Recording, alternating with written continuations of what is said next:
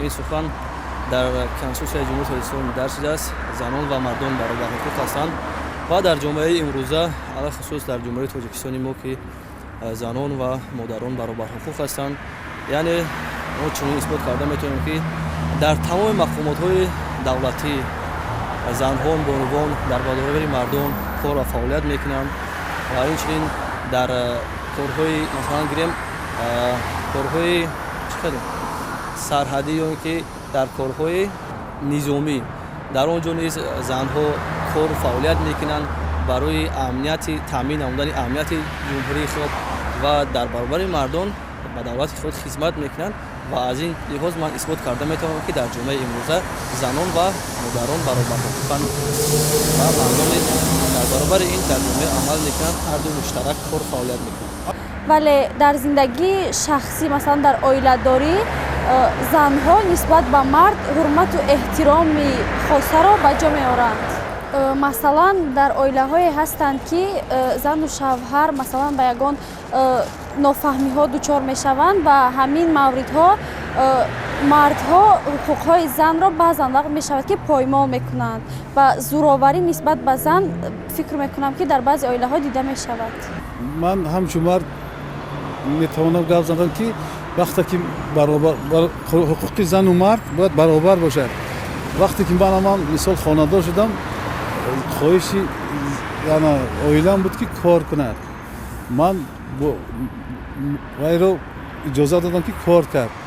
انا با خواهش فرزندان 4 تا دختر دادم، من خواهش دخترم فرزندان بود که خوانند، من همچون پدر اونها رو خواندم، صاحب علم کردم.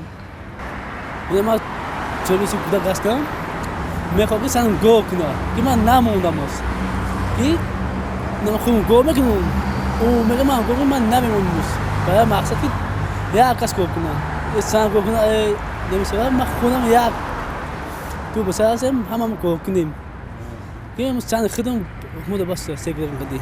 یعنی برای زن بودن شما به کار نمودید، برای چی به کار نمودید؟ یعنی که به چی خاطر است؟ من سن ما درس میکنه میگه پس با شوی اسنوی خودم میگه ای سن دامون دیگه گو کردی خودم گو کردی خیلی خوب نیست تنوده اون قدر خود رو برابر حقوق و نمیکنن، چون که برابر حقوق شدگی است بین زن و مرد، اما در مثلا میگیریم در دانشگاه وظیفه ترسیه میمونن یا که در اگام آزمون میگوین که همه خیلی است، لیکن میگوین که دختر استرس نشه یا دختر مثلا سرودخوانی برندگی ده میگوین که دختر برنده نشه بچه شه، چون که اون دختر است باید بچه استرس شه یا که سر اگام وظیفه ده بشه. هیچگاه من خودم را از قطار شوهر خود کم نمیدونم و شوهرم برابر من کار میکنن، منم برابر اون کس کار میکنم، معاشمو در یک جایگی برای خرج روزگار خود، برای خرج زندگی، برای تعلیم تربیت گرفتن فرزندانمون خرج میشد و من گمان میکنم که زنها همیشه با مردها برابر هستن، برابر حقوق هستن و میتوانند که در یک جایگی کار و عمل خود را، زندگی خود را پیش برن. بعضی‌ها زن میگیرن فکر میکنن که همین زن خود یک غلامباری خانه باید که همین مهنت خوشتامون و پدر و مادرش وای کند. همین این گپا نادرست است. همین زن در برابر وای همچون آدم برابر حقوق همین ناوای عائله از همین سر میشود. مثلا از یکدیگر نفهمیدن.